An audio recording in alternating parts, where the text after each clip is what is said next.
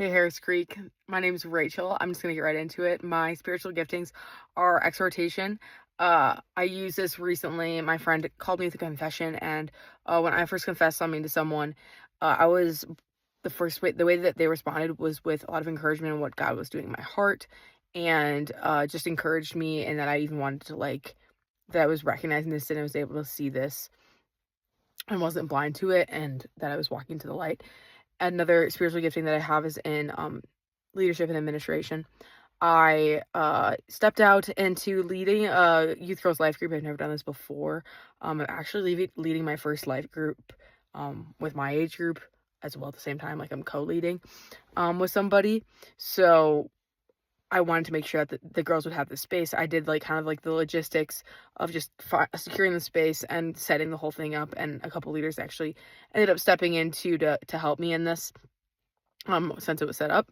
And then post residency, I hope to be working for a church, likely in content capacity, that is like a podcast. Before the church I'm at right now, I'm at Bridge Flagstaff, but prior to that I was at Mariners Irvine, which has the If I Had More Time podcast, which JP was on. I came from that church, and they had an awesome complimentary to the sermon series for people that are kind of extra hungry for the word, and just to go deeper later in the week. And I would love to just produce or create a podcast series for a church with the senior pastor. And I also want to go to mission on Japan, to Japan.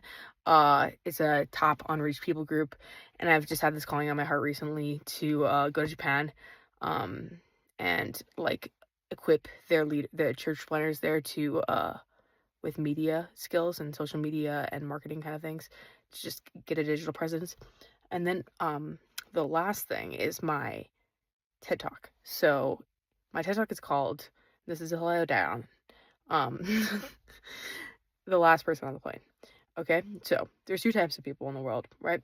We got the people that are standers. We're gonna call them the standers, and we're gonna call the other type of people the wait till you turners. Okay, and this is all in the capacity of an airport terminal, an airport gate.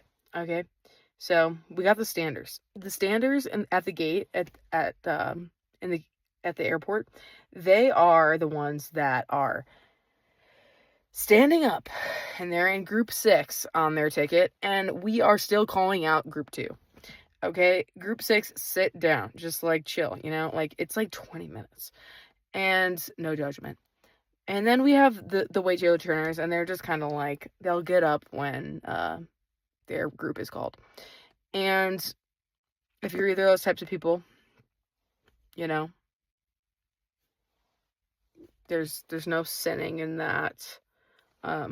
I hope you don't feel convicted with the next thing I'm about to say. But there is a third type of person. And this person is the last person on the plane. And let me just tell you the benefits of being the last person on the plane. There's a lot of them. Okay, first of all, you have more time to grab snacks if you were just in a layover and you're kind of running late, or you're just running late. More time for snacks. More time to use the bathroom. More time to sit in the lounge if you're a fancy person. More time to charge your electronics so you're at maximum charge. I could continue. Oh, you don't have to do that thing where you're throwing your luggage over people and that awkward waddle and trying to dodge people. It's so uncomfortable. You just, when they call you, you go up.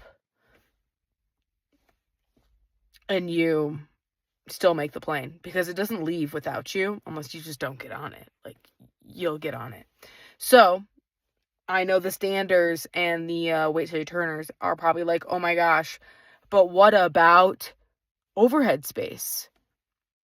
And let me just tell you, it will be okay. There is gate check, and it works. I've done it before. You'll be just fine. And so you do gate check. You don't have to throw your bag over the top and tear your shoulder. And you're where are you going with this? And here's where I'm going with this. If you're busy and you're just so focused on what is next, I've been this person many times in my life, you will not do the self-examination of your heart, and you will miss it. And I am out of time, so that's the TED Talk. Bye.